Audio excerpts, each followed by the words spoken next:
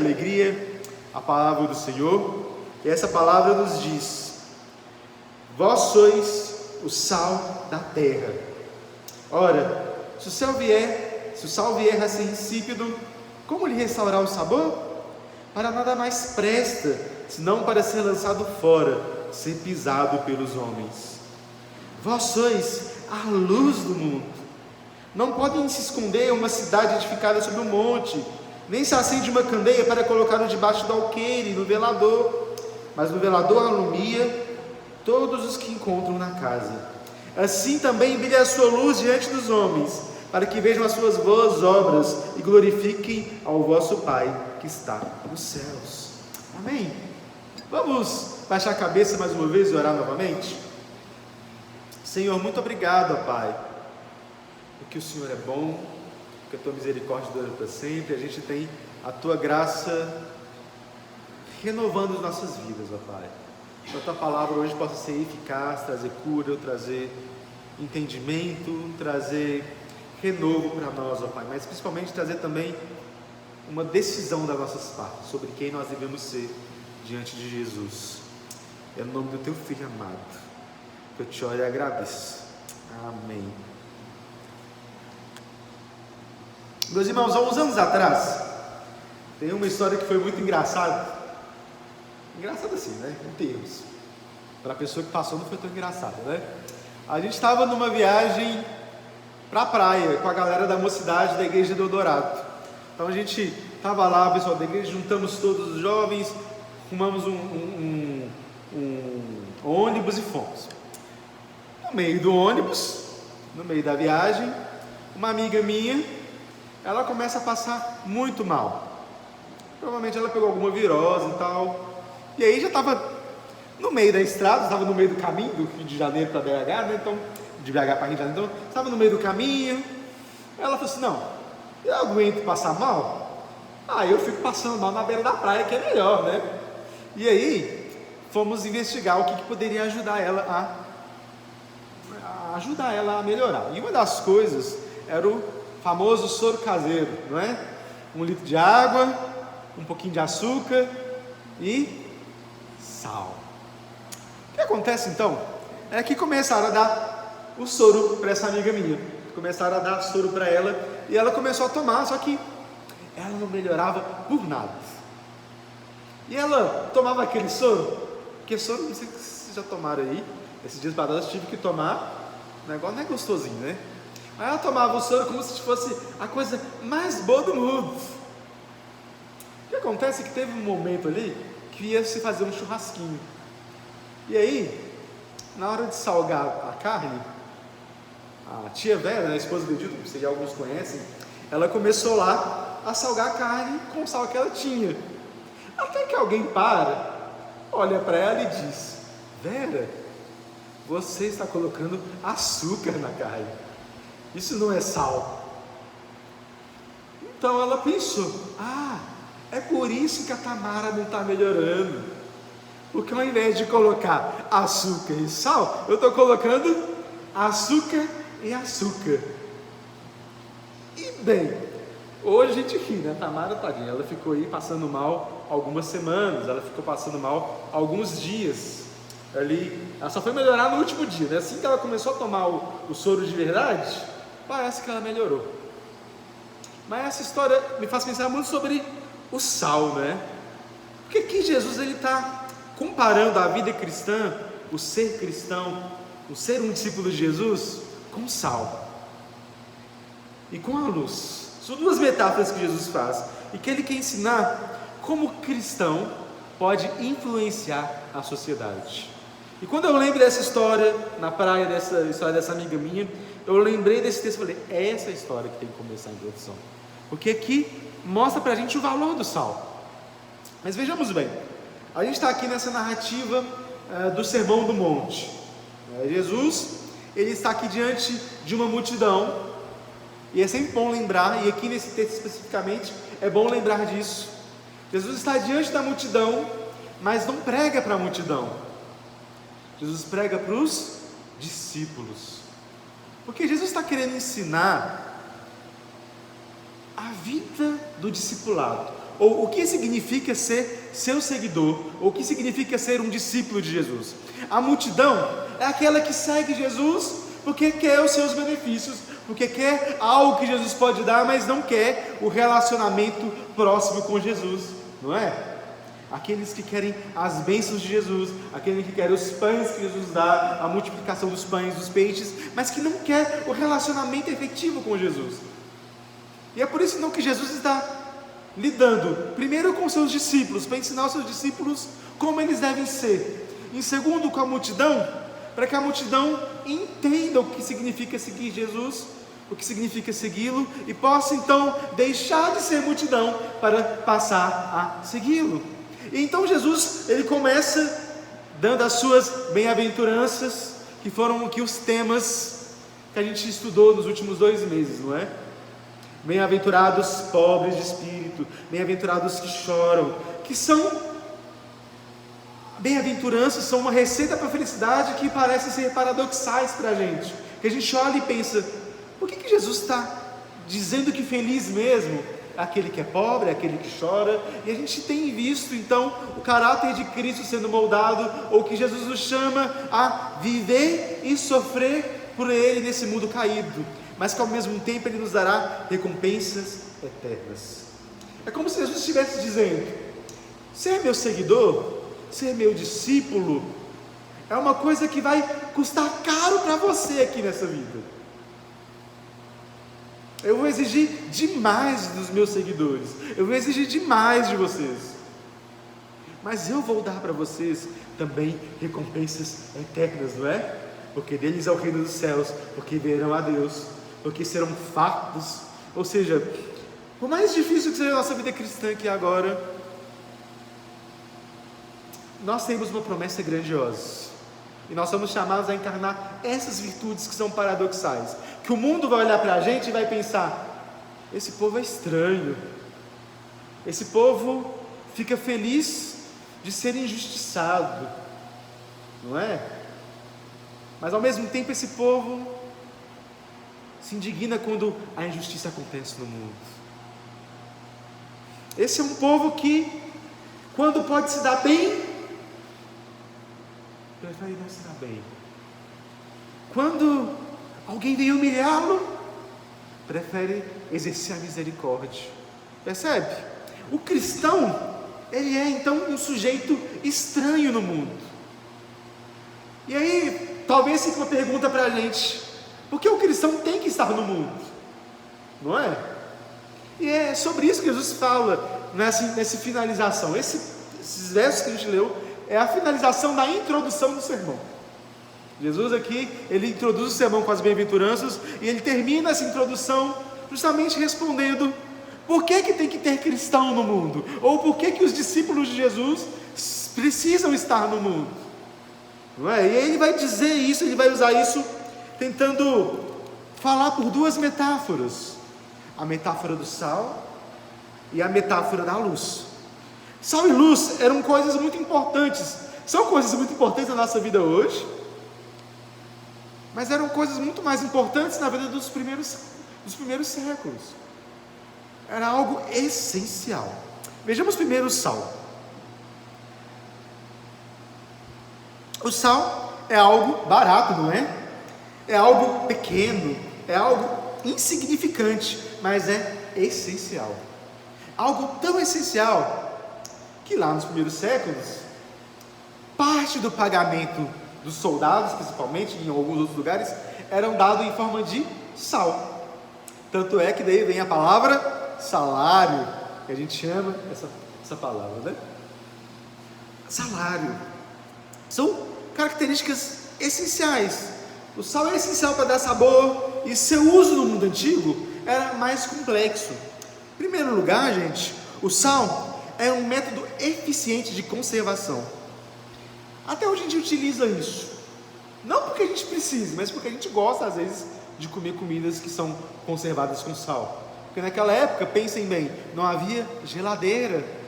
Então uma carne, você não tinha carne fresca à disposição, como você podia se alimentar com carne?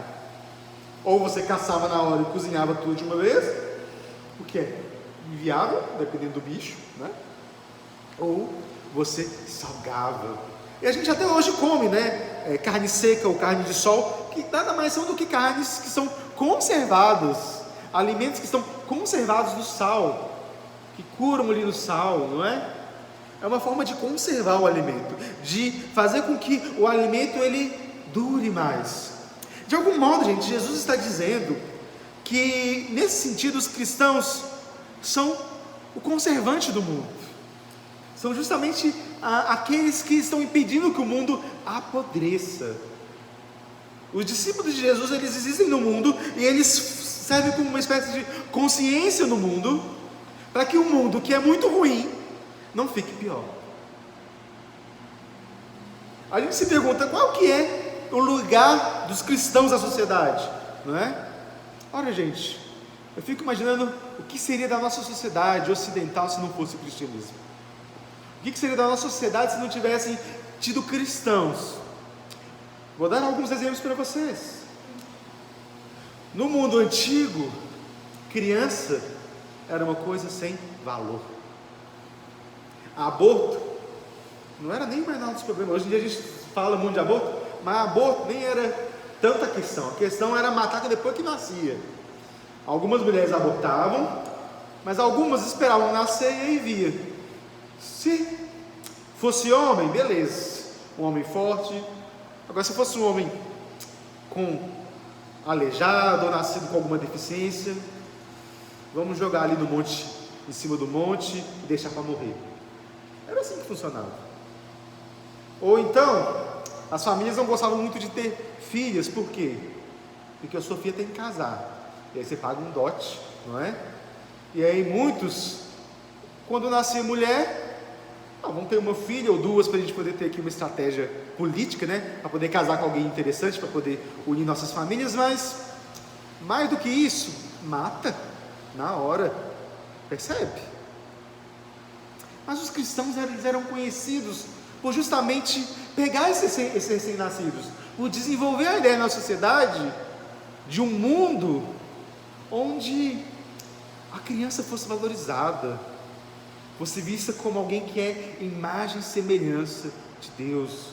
Quantos orfanatos, quantas casas de recuperação, quanto trabalho cristão não é desenvolvido em prol das crianças. Outro exemplo muito forte, né, é o da própria escravidão.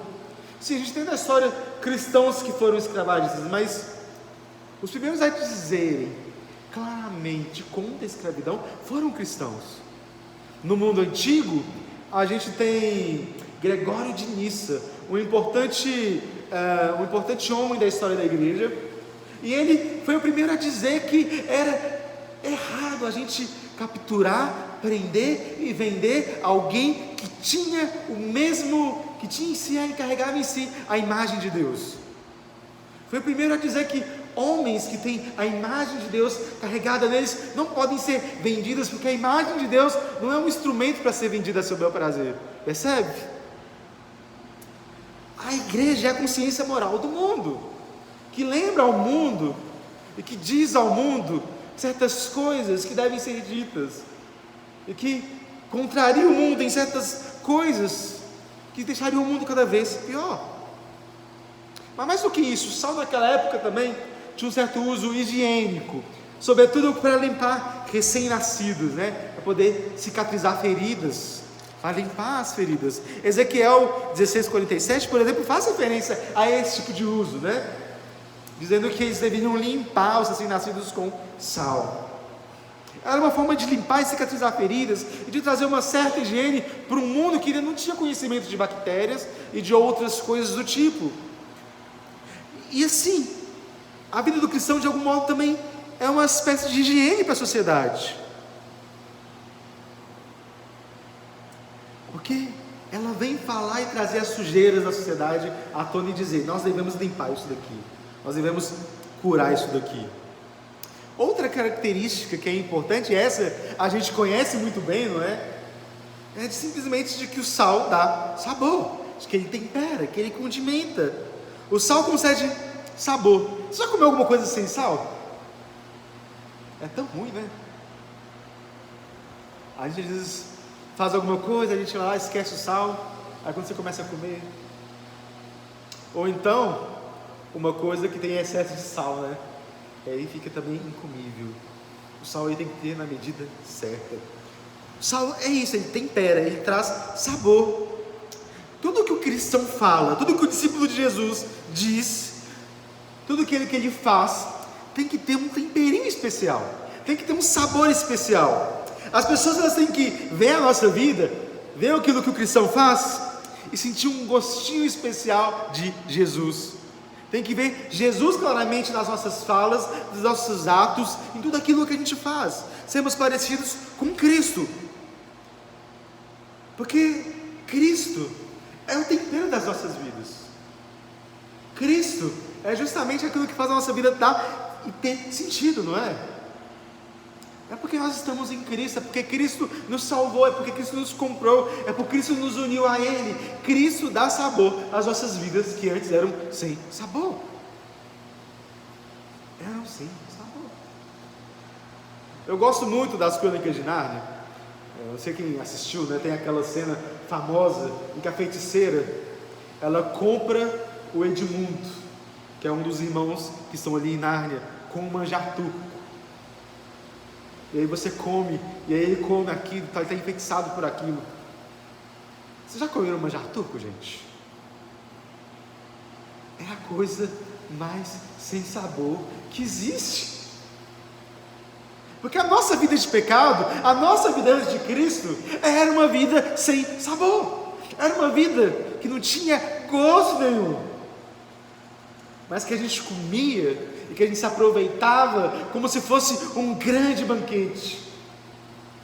Mas em Cristo a nossa vida tem sabor. O sal dá sabor. O sal, ele reforça, ele tempera as nossas vidas. Assim o cristão também tem que ser alguém que embeleza a vida do mundo, que traz sabor à vida do mundo, que mostra Cristo na vida do mundo e da sociedade. Mas olha que interessante, ao usar a metáfora do sal, Jesus está chamando seus discípulos não a se tornarem algo que eles não são, mas a simplesmente serem aquilo que eles são. Tem algo profundo aqui nessa metáfora do sal, não é? Que é o fato de que o cristão, para poder fazer alguma diferença na sociedade, ou para influenciar a sociedade, ele tem que ser aquilo que ele é, que é o quê? Ser cristão. O mundo muitas vezes quer de tal modo como a gente é cristão, não é? Eles dizem, não, tudo bem você ser cristão, mas seja cristão dentro da sua casa. Ou, tudo bem você ser cristão, mas não traga a sua fé aqui para a faculdade, não. Ou, tudo bem você ser cristão, mas você não pode pensar isso, ou aquilo outro de questões da sociedade. Percebe? E o que o mundo não entende, não pode entender, é que o cristão só pode ser benéfico, inclusive para o mundo, se o cristão for diferente do mundo. Pensa na história que eu contei, da minha amiga passando mal. Por que o soro não resolveu? Porque não era sal. O soro só podia funcionar se algo diferente do açúcar, que fosse o sal, fosse colocado ali, naquele soro, e ela tomasse, aquilo poderia fazer bem para ela. Muitas vezes a gente quer ser cristão parecendo com o mundo. A gente quer ser cristão, estão se distinguindo deles. Percebe? A gente não entende que cristão é discípulo, e que a multidão é multidão. A multidão é mundo. A multidão, se não se arrepender e não virar discípulo, está indo para o inferno. E muitas vezes a gente quer ser cristão sendo parecido demais com o mundo, pensando igual ao mundo, falando igual ao mundo. E perceba, gente, eu não estou falando aqui de usos e costumes, eu não estou falando aqui de roupa necessariamente, embora às vezes isso pode ser um problema. Eu não estou falando aqui simplesmente de gostos pessoais para lazer ou música, como muitas igrejas fazem. Mas eu estou dizendo que o que é essencial, que é o nosso caráter, que é a nossa individualidade, a nossa identidade, ela tem que ter pautado e tem que estar pautada em Cristo. Pense bem, a gente tem estudado aqui essas bem-aventuranças, não é? É como se Jesus estivesse dizendo: se vocês não tiverem essas bem-aventuranças, se vocês não forem humildes de espírito, se vocês não chorarem por causa do pecado de vocês, se vocês não forem misericordiosos, se vocês não forem pacificadores, se vocês não tiverem fome e sede de justiça, se vocês não forem isso daqui, vocês não vão mudar nada na sociedade, porque no final das contas, você vai estar vivendo igual à sociedade. E olha o que Jesus diz que pesado, né? Se o sal vier ser insípido, ou seja, se o sal perder o seu valor, perder as suas propriedades, perder a sua identidade, como que eu vou lhe restaurar o sabor? Não tem como. Se o sal estiver estragado, ele perdeu o sabor. O que ele faz? Para nada mais presta, senão para ser lançado fora e pisado pelos homens. Ser pisado pelos homens. Jesus está aqui fazendo referência ao mundo antigo. Às vezes, quando uma guerra era perdida, o perdedor, os vencedores iam lá e espalhavam sal em cima do terreno perdido e pisavam ali sobre ele para declarar a derrota. Percebe? Se a gente não influencia o mundo, se a gente não é cristão, se a gente não é aquilo que a gente é chamado a ser de fato, como que a gente pode trazer mudança? Ou como que a gente pode fazer alguma transformação? Mas repare, gente, eu não quero também que você saia aqui com uma impressão de que eu estou dizendo que você tem que ser sal, de que você tem que ter os seus valores cristãos na força do seu próprio braço. Como a primeira das bem-aventuranças nos lembram, o Evangelho nos lembra, a fé cristã não é uma fé de obras, mas é uma fé de graça, de tal maneira que é a graça de Deus. Por que o início é os humildes de espírito? Porque somente aqueles que reconhecem que nada são diante de Jesus, somente aqueles que sabem que são pecadores e que nada podem diante de Deus, é que na verdade podem ter o reino dos céus. Somente aqueles que se humilham e que sabem que precisam de graça podem ser transformados. Porque ser sal não é uma coisa que você pode fazer em si mesmo, mas é algo que você só pode fazer se você for cristão de fato. E quem é o cristão? O cristão é aquele que, reconhecendo os seus pecados, as suas limitações, se entrega à graça de Jesus, se entrega ao sacrifício de Jesus, ao que Ele fez por você. Percebe? Eu queria trazer isso então, antes da gente poder pensar mais sobre o sal, sobre a luz agora, não é? Sobre a luz. Porque a segunda ilustração que Jesus traz aqui é que vós sois a luz do mundo. Ele diz aqui duas outras metáforas sobre essa luz. A primeira é a ideia de que uma cidade não pode ser escondida, porque está firmada sobre um monte. Pense, naquela época as cidades ficavam em lugares altos, porque se está em lugar baixo, nem algum terremoto, alguma coisa destrói, não é? Então tinha essa noção de cidades em lugares altos, que também é onde estão as nascentes dos rios, né? Então é onde estava perto de ter água. Então as cidades eram lugares que todo mundo via, estavam à vista de todos, né? E a segunda coisa que ele coloca é dentro de uma casa, a escuridão.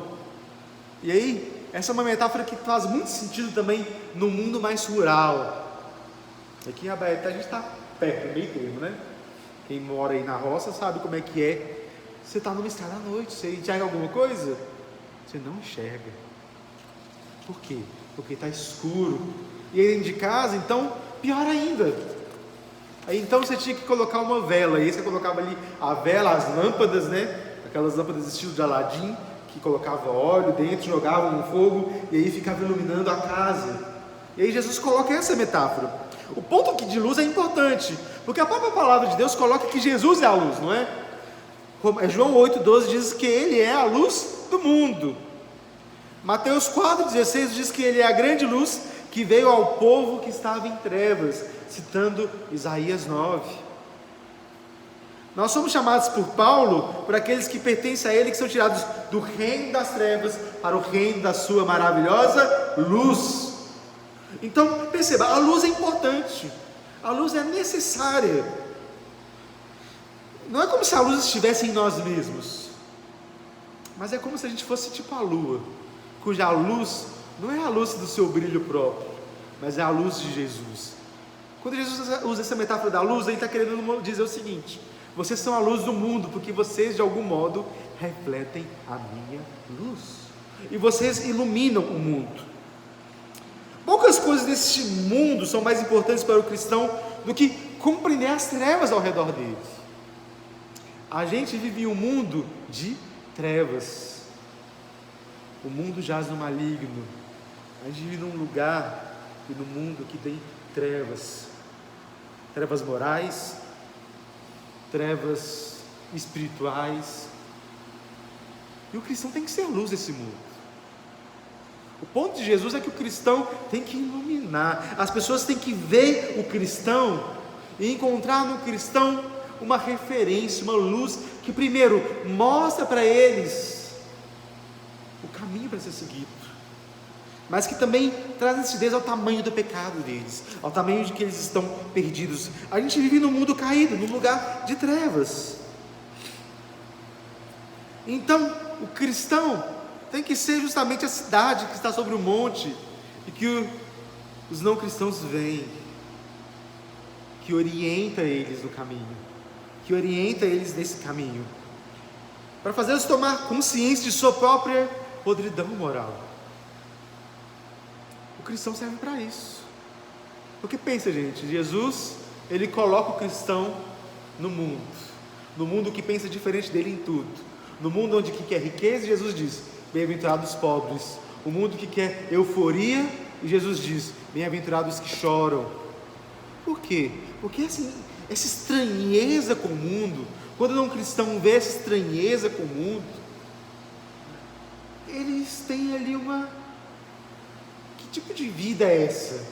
Que tipos de homens são esses? Sabe?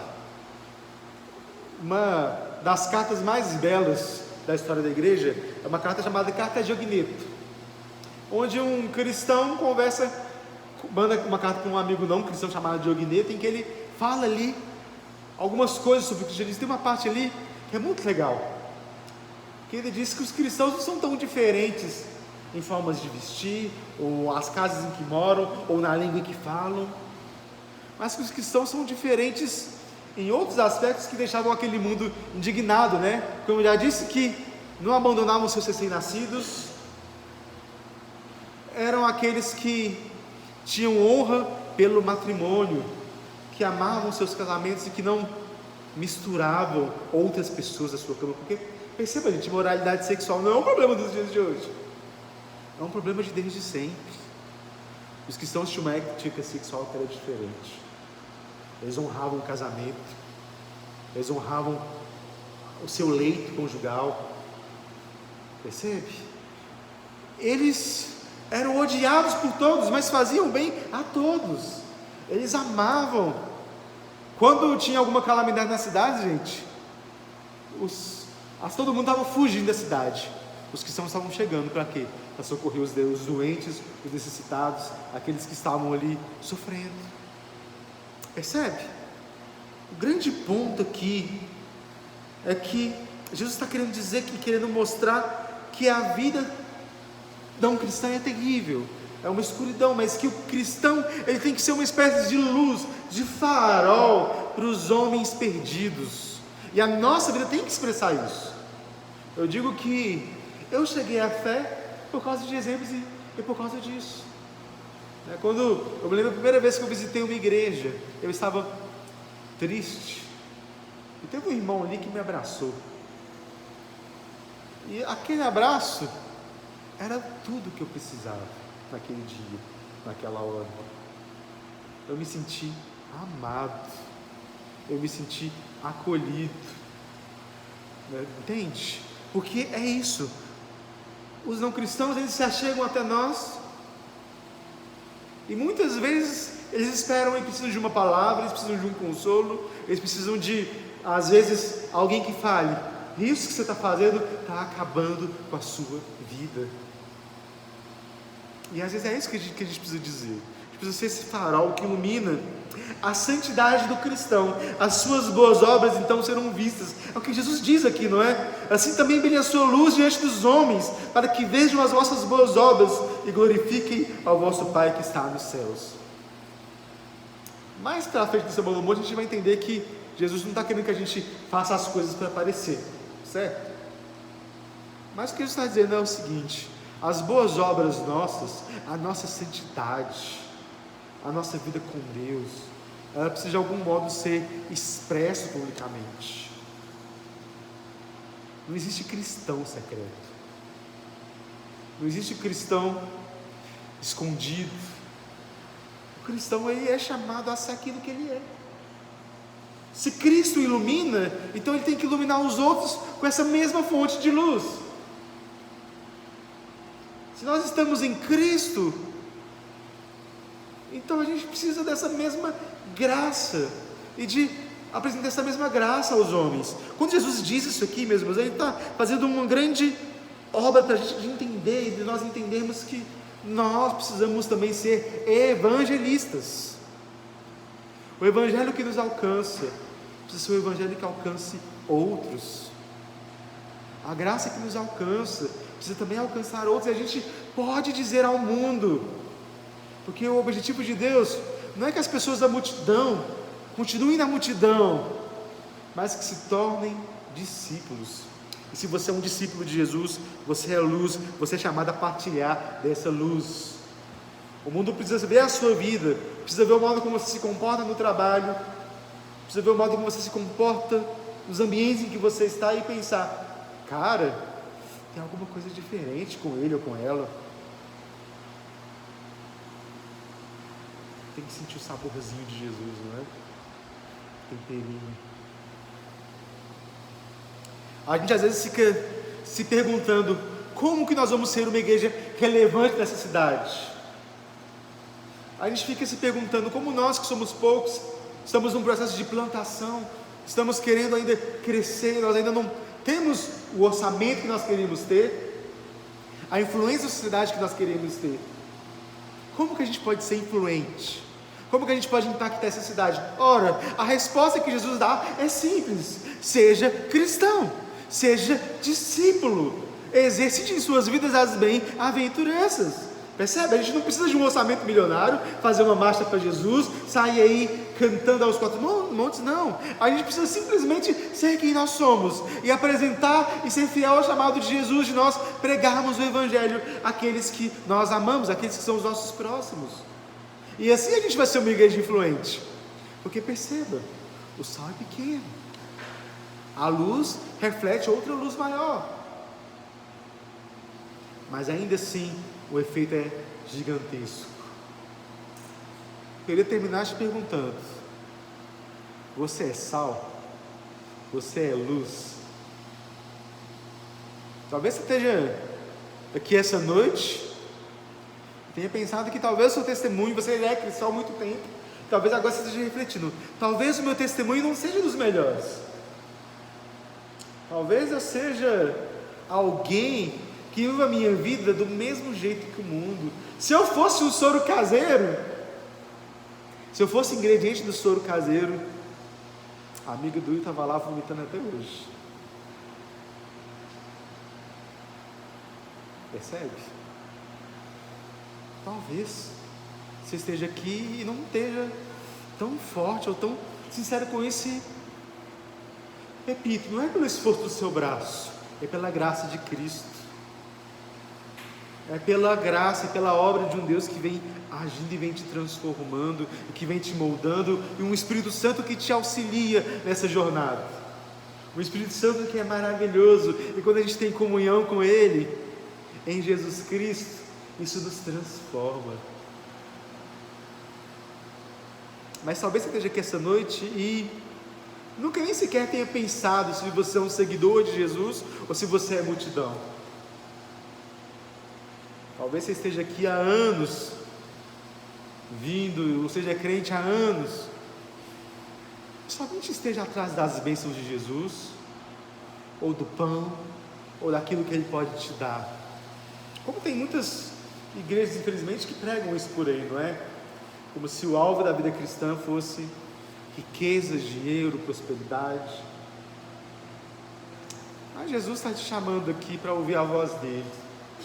Jesus, ele diz que aqueles que são deles ouvem a sua voz. E ele está te chamando para o discipulado, para segui-lo, para andar em intimidade com ele, para poder andar com ele, como ele sendo o seu melhor amigo, o nosso amigo fiel, aquele que não nos abandona, aquele que morreu para pagar o preço dos nossos pecados. Ele cobra muito da gente que é crente, né? Ele cobra muito dos seus discípulos, mas o que ele oferece é algo infinitamente melhor e maior. Meu convite para vocês é: seja sal, seja luz, seja discípulo de Jesus. Baixe sua cabeça.